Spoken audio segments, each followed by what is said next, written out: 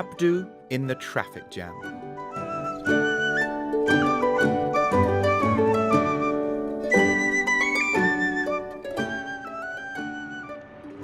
Oh no! Look at this! It's going to take forever to get home now. Abdu's mum pressed the brakes on the car. It slowed down till it was hardly moving. Then it came to a stop at the very end of the traffic jam. "I hate this motorway," she said. Abdu looked at the road ahead. Hundreds of cars were crawling along the motorway, bumper to bumper. His mum was right. It would take hours to get home. "Maybe there's been an accident," he said. "Maybe. Or maybe there are just too many cars on the road these days." She turned the radio on. "It's a bad end to a good weekend." "A great weekend," said Abdu.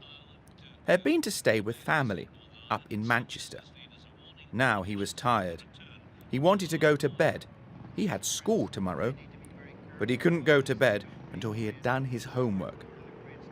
Mrs. Hussein, his teacher, wanted everyone in the class to write a story. "Write a true story," she said, "about something that has happened to you." Abdul had groaned. "Nothing exciting ever happens to me," he said. And now it was Sunday night. Mrs. Hussein wanted the story tomorrow, and still Abdu had no idea what to write.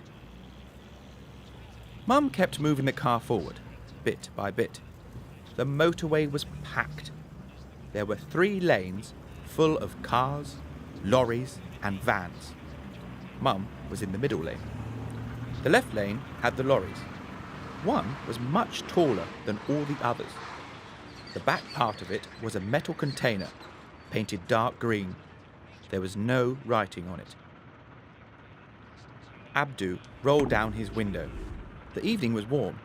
He was feeling hot. He leaned out and looked at the cars ahead.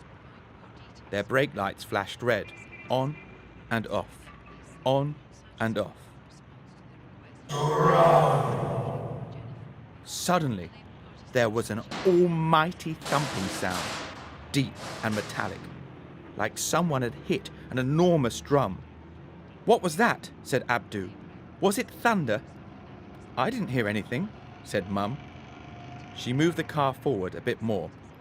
Now the tall green lorry was closer. "That!" he cried. "Did you hear it then?"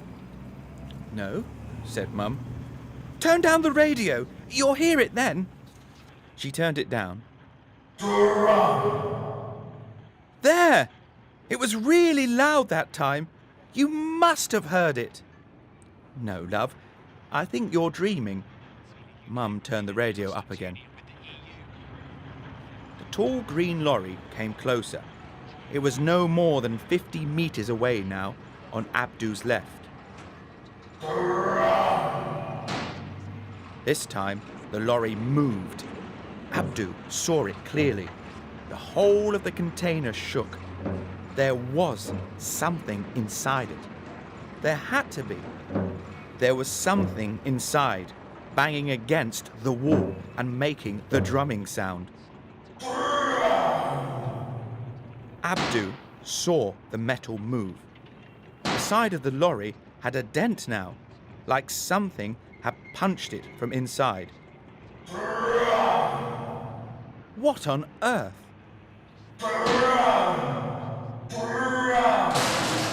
The back of the lorry rocked from side to side. "What is in that lorry?" he cried. "Mum, have you seen it?" "Seen what, love?" "That green lorry there. It keeps rocking from side to side." Mum turned around in her seat and looked at him. "Are you okay?" "Yeah, I just don't understand why you can't hear the noise or see the rocking." Mum shook her head, turned back and moved the car again. Abdu looked into the other cars. No one else seemed interested in the green lorry. Was he the only one who could see this? Then there came a new sound, a terrible sound of ripping metal, and 5 enormous claws ripped through the side of the green lorry.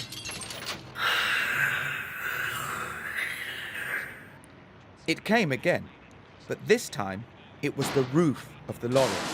Abdu saw a foot kick its way out, a gigantic armoured foot, like a dinosaur foot. The whole of the roof was kicked off, and a Tyrannosaurus Rex stood up in the back of the lorry. A Tyrannosaurus Rex! Abdu knew his dinosaurs. He had watched Jurassic Park 15 times. The T-Rex climbed out of the smashed lorry and jumped down onto the motorway. Then it leapt over the fence beside it and marched away across the fields.